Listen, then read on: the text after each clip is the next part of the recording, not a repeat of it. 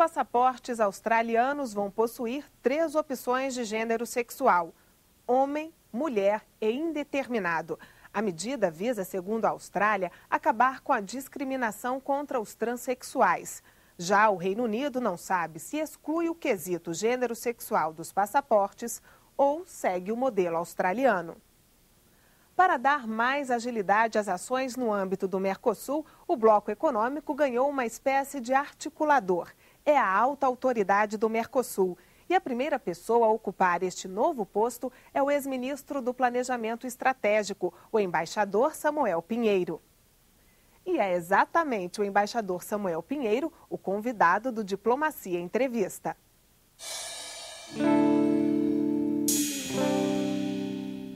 O embaixador Samuel Pinheiro, desde o mês de fevereiro, ele ocupa um cargo que foi criado ainda no final do governo Lula, denominado Alta Autoridade do Mercosul.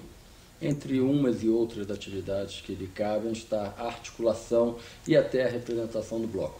Embaixador, muito obrigado pela presença aqui no programa Diplomacia. Quais são as suas prioridades? O que o Mercosul pode ganhar com essa nova função da alta autoridade do Mercosul? Nós estamos vivendo um momento excepcional, né?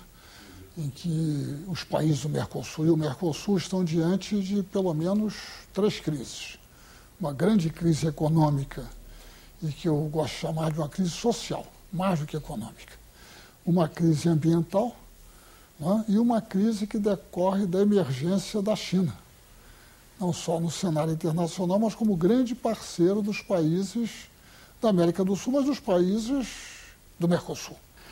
E eu acho que esse cargo de alto representante do Mercosul ele pode contribuir para articular as ações dos países, procurar resolver questões específicas, né? Por conta da crise econômica, a crise social, como o senhor coloca, ministros da economia, não só do Mercosul, mas de toda a Unasul, da América do Sul, estiveram reunidos em Buenos Aires. Todos nós sabemos que uma ação integrada reforça, mas efetivamente quais são as forças, quais são as potencialidades que tem a região para fazer face a uma crise de tamanha envergadura? A região tem se desempenhado muito bem no meio dessa crise econômica, né? O Brasil tem crescido a taxas elevadas, a Argentina desde 2003 cresce a uma média de 8% ao ano. Quase como a China. O próprio Paraguai tem crescido, o Uruguai tem crescido por volta de 6%, né? Enfim, então os países em geral têm uma posição bastante sólida. Todos os países acumularam reservas nesse período, né? Naturalmente que a coordenação entre os países é muito importante. Inclusive se aventou nessa reunião o fortalecimento do Fundo Latino-Americano de Reservas. Isso é um mecanismo que já existe, mas que seria fortalecido, pelos quais as reservas dos países poderiam se complementar em caso de dificuldades específicas de um dos países, né? A outra questão é o aumento das transações em moeda local. Esse é um sistema que já existe entre o Brasil e a Argentina, que já está começando com o Uruguai também, né? E que permite, digamos, que o comércio entre os países se desenvolva utilizando as moedas dos países. Nós temos os países altamente desenvolvidos numa crise econômica e social muito profunda. O que tem se falado sempre é na crise econômica, mas a crise é social, na medida que os principais atingidos são os trabalhadores dos países altamente desenvolvidos. Desemprego, mais impostos, menos programas sociais, reformas da legislação do trabalho, né, sob o nome agora de modernização da legislação trabalhista. É uma nova onda neoliberal? De uma certa forma, ela é uma política tradicional, que é combater a crise através da contenção, do equilíbrio fiscal, da redução dos gastos de governo, quando tradicionalmente, em momentos de redução da atividade, o governo, o Estado, ele entra com a sua atividade para compensar a redução da atividade privada, para manter o emprego, para manter a produção. O senhor falou nesse fundo da América Latina, e a questão do Banco do Sul, que foi colocada há mais tempo? É uma ideia abandonada? Não é uma ideia abandonada, não. O Banco do Sul ainda não está em vigor, porque, segundo entendo, nem todos os países aprovaram ainda a sua participação no Banco do Sul. Né? Há restrições? Não, acredito que não. Acho que é um procedimento, em geral, demorado nos diferentes congressos, né? Sempre essas questões de política internacional acabam contaminadas pela política nacional, né? A América do Sul, o Mercosul principalmente, representa hoje uma fatia da ordem de uns 70% das exportações de manufaturados brasileiros. É verdade. E é também um mercado, um potencial para os manufaturados chineses, né? Como contornar essa pressão chinesa? Bem, o fato é o seguinte, a China, de um lado, é um grande cliente de produtos alimentícios, de energia, né? E de minérios em geral. Transformou no grande cliente brasileiro de minério de ferro e de soja. De outro lado, é um grande competidor dos parques industriais da América do Sul, porque os seus custos de produção são muito baixos e é muito competitivo. O senhor diria que é uma pressão econômica da China, no sentido, porque a China também é um grande investidor na região, também é um grande condicionar investidor. Investimento, condicionar importações, a abertura do mercado para os produtos dela? Não, nunca ouvi falar desse tipo de situação. O desafio que nós estamos vendo no momento é o seguinte: como fazer com que essa abundância de recursos que deriva do aumento das exportações sirva para transformar o próprio sistema produtivo. E não apenas, digamos, fazer com que as economias se tornem cada vez mais primárias. Provocar, né, o efeito Holanda. O efeito holandês, né? Então, isso é uma política que, justamente no caso do Mercosul, é necessário, na minha opinião, que ela seja cada vez mais coordenada entre os países. O Parlamento do Mercosul retoma seus trabalhos com uma nova composição, bancada brasileira e argentina com maior envergadura e com anseio de se transformar num parlamento deliberativo, com capacidade de aprovar leis supranacionais.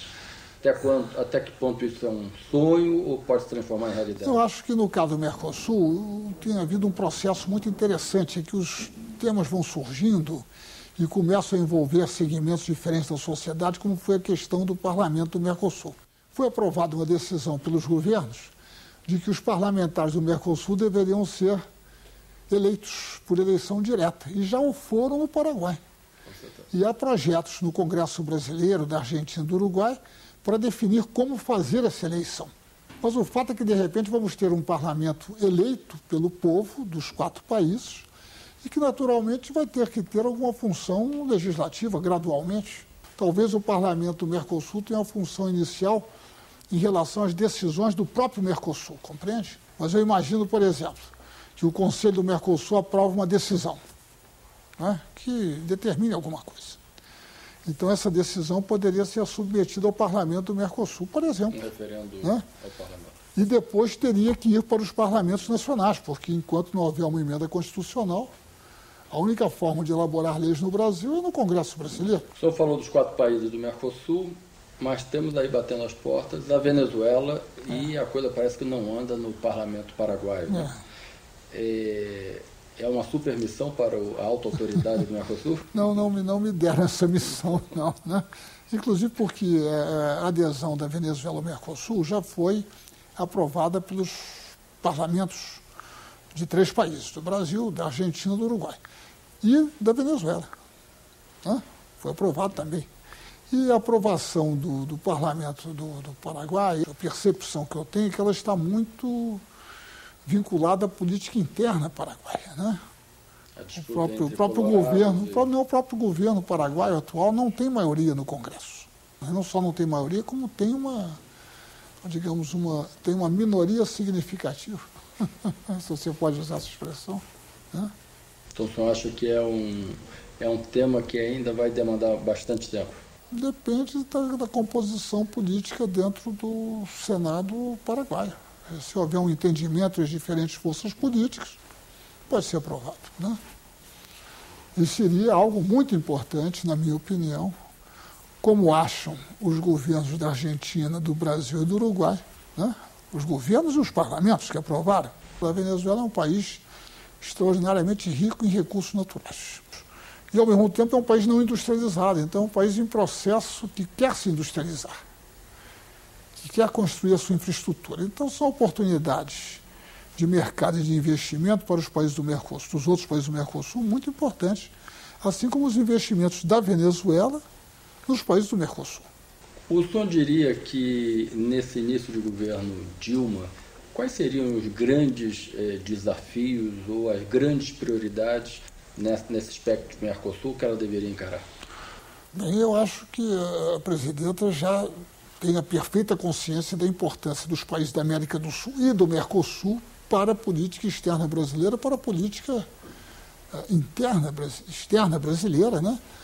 E também para a própria política e economia interna do Brasil, né? Os países do Mercosul são países muito importantes do ponto de vista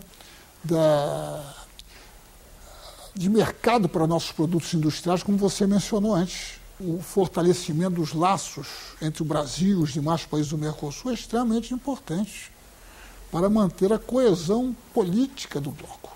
Então, isso é muito importante. Agora, alguns analistas apontam que, ao contrário do governo Lula, a presidente Dilma teria colocado essa temática de integração regional num patamar inferior ao que vinha se praticando. Que ela não seria nem muito assim afeita a essas viagens, essas reuniões de cúpula, de Unasul, de Mercosul. O senhor acha que isso procede? Não acredito que proceda, não. Pelo que eu sei, pelo que eu conheço, a presidenta está perfeitamente consciente da importância da América do Sul, e dentro da América do Sul, do Mercosul, né? O Brasil não está na Ásia, o Brasil não está na África, nem na Europa. Né? O Brasil está na América do Sul, as relações nossas com os nossos vizinhos são essenciais. Nós temos fronteiras com todos os países da América do Sul, exceto o Chile e o Equador. Então, série de questões de segurança, de cooperação entre os países, questões de meio ambiente, por exemplo. Né? Veja, por exemplo, toda a bacia hidrográfica do Amazonas tem sua origem em países vizinhos. A coordenação de políticas nessa área, por exemplo, é fundamental para preservar, não só de aproveitamento, de preservar do ponto de vista ambiental. Né? Colômbia. Há um namoro aí entre o Mercosul e a Colômbia. O senhor acha factível que ela deixe a comunidade das Nações Unidas e venha ingressar ao Mercosul? Naturalmente, a Colômbia seria muito bem-vinda ao Mercosul. Certamente fortaleceria o bloco, ampliaria o mercado. Né? Isso depende de conversas, né? E de exame da situação, de ver como isso poderia ser feito. Né? Agradeço a sua presença aqui no programa Diplomacia.